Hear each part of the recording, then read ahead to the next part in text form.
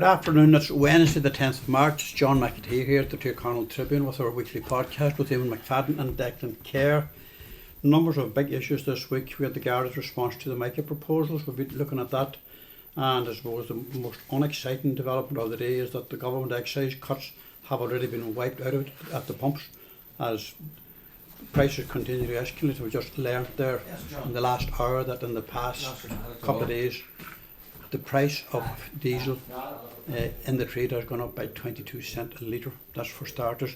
The other thing that I've also learned is that it can't come into impact as from midnight because many tanks have been filled up earlier this week and they will have several days supply and they've already paid their full excise duty on it. So there's no way of getting that back. So we just have to see that the government have made the usual pigs Mickey out of this, and it'll not be the last cock up to make as prices continue to go through the roof insofar as fuel is concerned, and when the price of fuel goes through the roof, so does everything else. Yeah. Just heard a price of 1,520 for 1,000 litres of oil today, home heating oil, but you can't get that at the moment because it's because of the rush that's on it. It's been curtailed in most instances to 500 litres. Half a tank basically. Half a tank. You consider just 2 months ago 1,000 litres for something over €900. It was less actually. It was substantially less. Well, like I bought fuel less than 6 weeks ago for under $8.80 or thereabouts. You know, it has been going up since last September quite. You know, it's 15 euro here and 20 euro there. You know, you'd always hear that on a Friday evening as from Monday morning it's up, which meant that you couldn't order it at the old price. Yeah. But the Ukraine war is having a devastating impact on everything, and we can't blame it because this probably has been the worst day of war in the Ukraine Children's Maternity Hospital in the southeast of the country. Probably hundreds of children. There's 3,000 babies maybe in that hospital, and they're buried under the rubble. But it begs the question: how long can the West stand aside and watch as one man is wreaking havoc on 44 million people? I mean, how moral is that to allow it to continue? Yeah. I know that the response would have to be very, very lethal, but you know, how far is NATO, the US, EU? It's not relevant in this, in that they're not a military power. But the US and NATO, I mean, how far can they go on watching this devastation day after day? Where's the line going to get drawn? Yeah.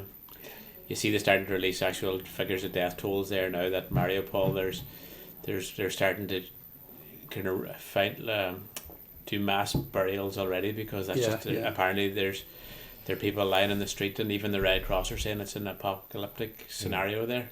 Well, I mean, these are all crimes against humanity. Yeah. And I mean, if the man who's perpetuating it can't be got at and dealt with, then you know, what does that say for the rest of mankind?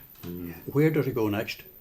I mean, this is an absolute madman, and he's probably worse than Hitler in that, you know, in the Second World War, you had an equality of equipment between the warring factions, Britain and Germany particularly.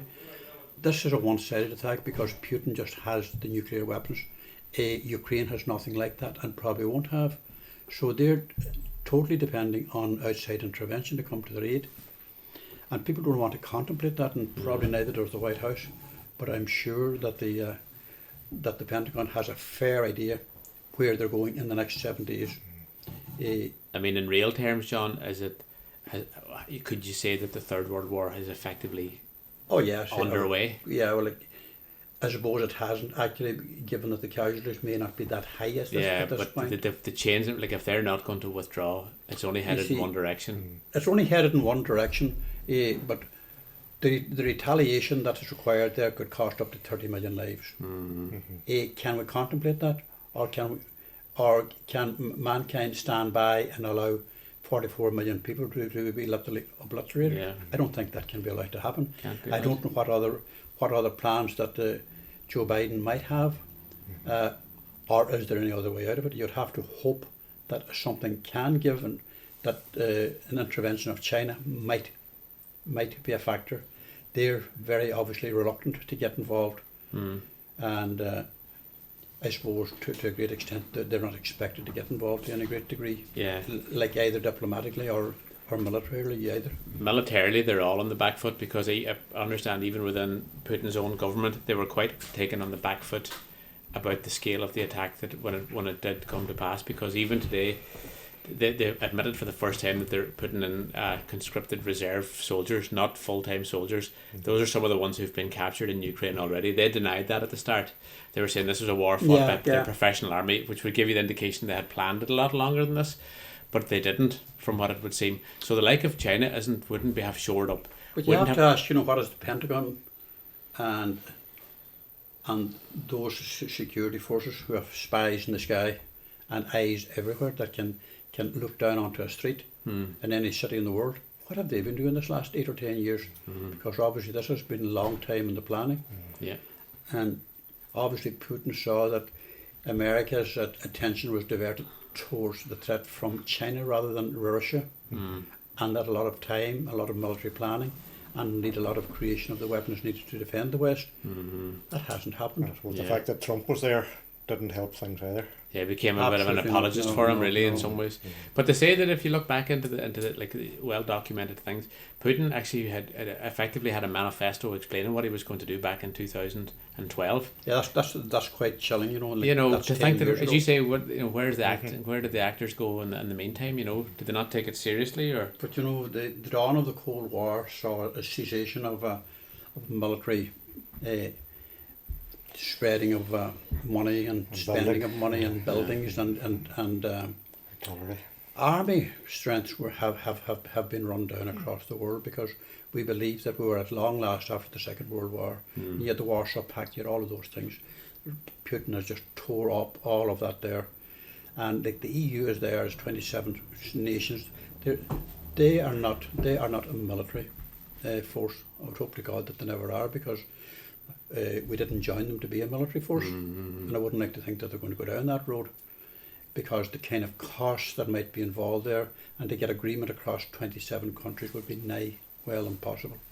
But we're going to move on. We're talking about fuel prices there, and the fact that fuel has now gone over €2 a litre for petrol and for diesel. Some places it's 2.20. 2.20, yeah. This is going to drive up the price of everything. Inflation could quickly be heading for northwards of 10%. Cost of living could head beyond 5%, because we have to look at ESB bills coming in, we have to look at gas bills, we have to look at food bills, because to get foodstuffs across Ireland is all done on diesel trucks. And you can just imagine some of those things are running on probably less than 10 miles to the gallon. It's a huge cost to deliver food, but that's all going to be passed on to us as consumers. So who do we pass it on to? We can only pass it on to the government, and we hope that they can do a bit better than they did today with that 2 cent a litre for farmers' diesel. That is pure crazy. At the end of the day, I think tractor diesel is now in the region of 160. Where's the point in taking 2 cent off it? Yeah, because it'll probably. It's more meaningful than that. But, you have to look at the context that you had Charlie McConnell throwing out a proposal at the weekend with the potential of, should we grow more grain? Is there potential there? There was a meeting last evening that didn't really go anywhere, because the concentration was basically on the rising costs and fertiliser prices and all this kind of thing. Farmers are literally pinned to the floor at the moment with price increases, and they're not getting it back in production. They can't get it back because prices have overtaken the events so quickly. There's not just fuel costs that are hitting farmers too. There's plastics costs and all that there. Even baler wrap and all that's gone way up. And they were going up anyway. So the big problem that farm contractors is probably going to face, chemical, all that. Come the next month, would be a rationing of diesel, because those boys they're busy 24/7. You have the silage season coming up. You have the slurry season ongoing. This is a big time for being busy on the farm. Yet at those kind of prices, nobody had factored in, that the cost of baling wrap could treble, could quadruple, because their only option is to push that onto the farmer. The farmer doesn't have the money to pay for that. But it's a very weak reflection of a government to come up with 20 cent for petrol and excise duty, 15 for diesel. That's nowhere near. Given that, look, in recent weeks, the fuels have gone up by 50 cent a litre, 60 cent a litre in some instances. And we would need to be at that point of reductions to be seen to be just standing still. But we're a mile short of it. We're going to go on then to look. Numbers of things have been happening around us. Over the weekend, you are reading there, Eamon, about an initiative on the Mulroy Drive. This is, I suppose, like if we're probably heading into another staycation type of season, you would think this will not be a bad thing and something positive at least. Mulroy Drive was officially recognised as one of the loop routes off the Wild Atlantic Way, which is a good bonus. So effectively places it on the same route, and that along with 10 new and updated viewing points designed to encourage visitors to explore Mulroy Bay and their surrounds. Beautiful spots where they can stop and learn a lot more about these places. There's a whole raft of them here. These were created by the Mulroy Drive Tourism Group. 5 new viewing points have been installed, 2 at Tirconaill, Carlin South, Tamley and Wood Quarter, and there's 5 existing ones that have been updated as well, and they're Kindrum, Tirconaill Pier, Milford and Cranford and Devlin Rea. So they had a big day to celebrate that. Yeah, well, they have been quite successful in promoting it. Paddy Logue has been the live wire. He's a dynamic figure.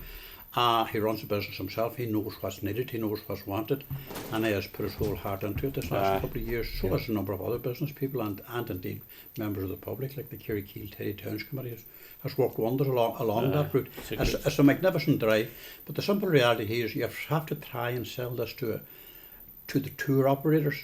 Yeah. Who are maybe spending half a day in Donegal, stopping off overnight in Letterkenny, and they are going to traverse the Wild Atlantic Way. You have to try and appeal to them that there is a better way around this. Yeah, that around the Mulroy Bay, it's not going to take that long. Yeah.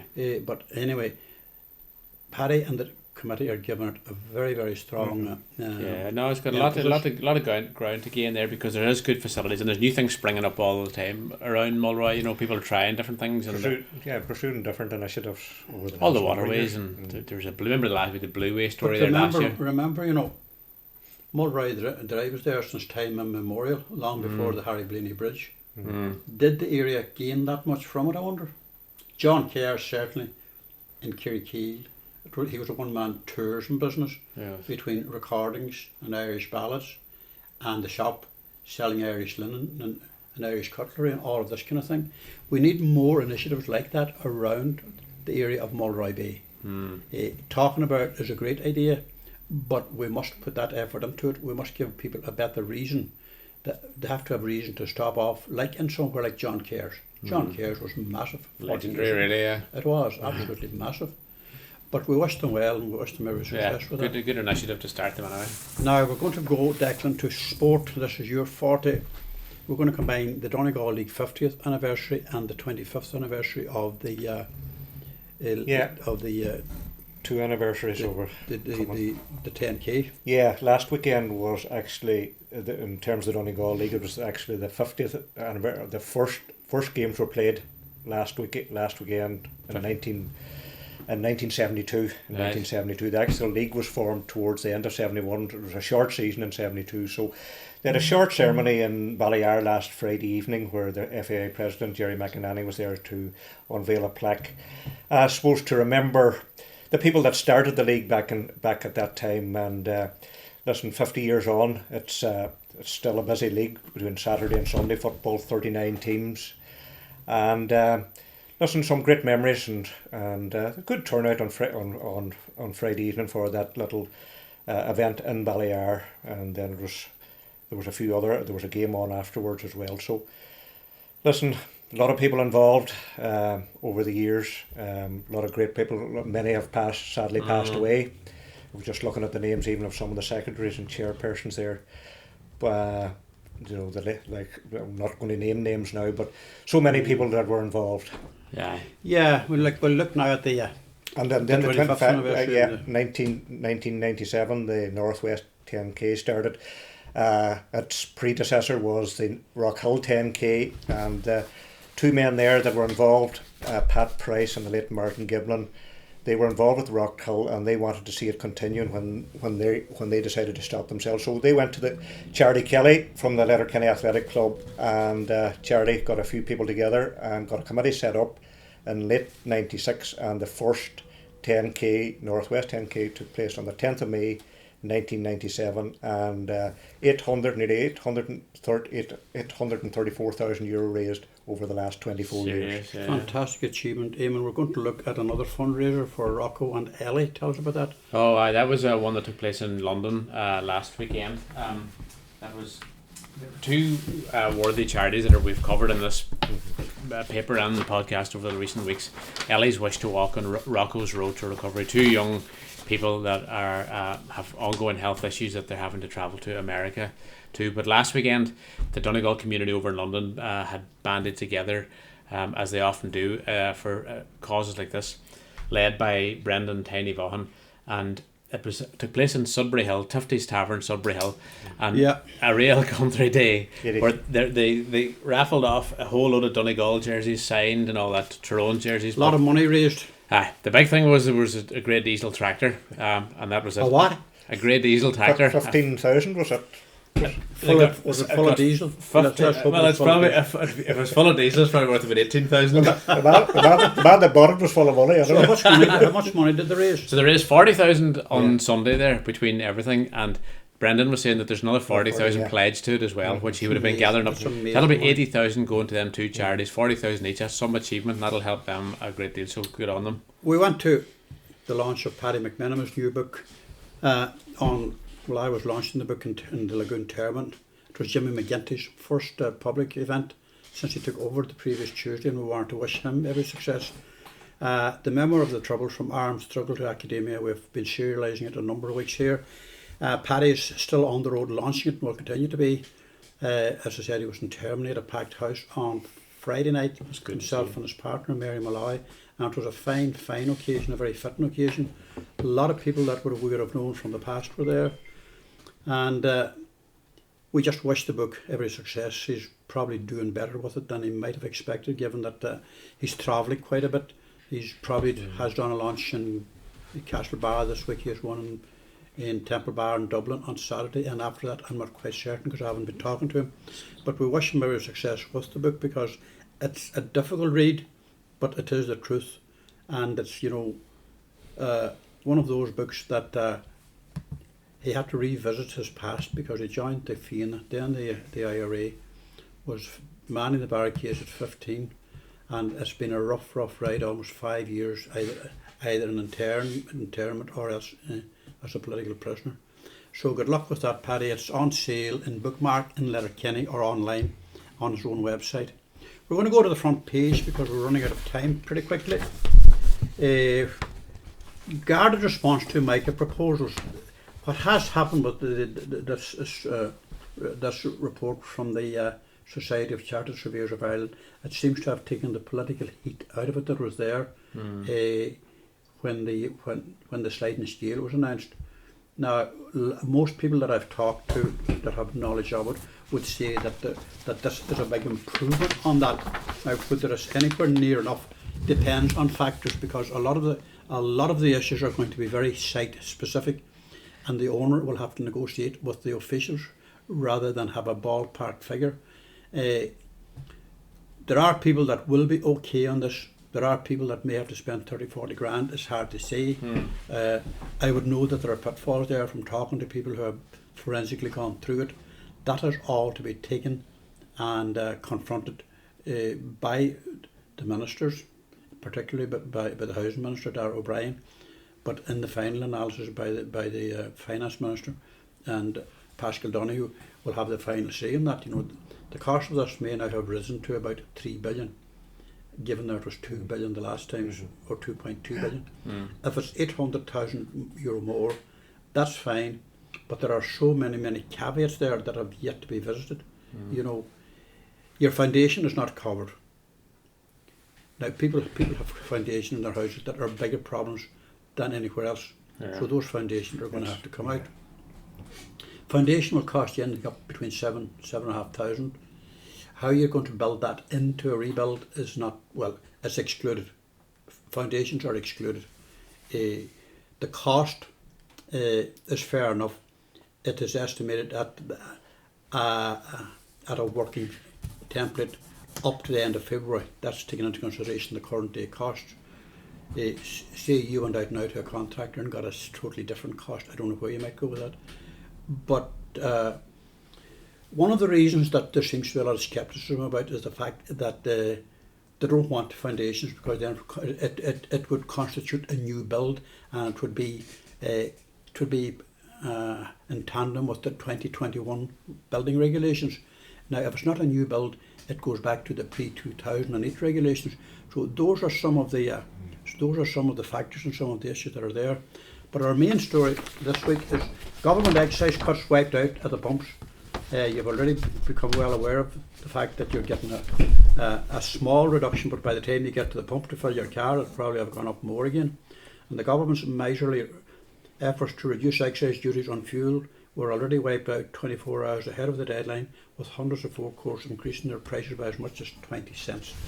That, I suppose, is the landscape that we're living on. It's going to be dearer next week and the week after. But next week we're out a day early because of St. Patrick's Day being a public holiday on Thursday. The paper is on sale on Wednesday morning, so the podcast will be a day earlier as well. So on that happy note, let's say goodbye and thanks for listening. And happy birthday to Shanna.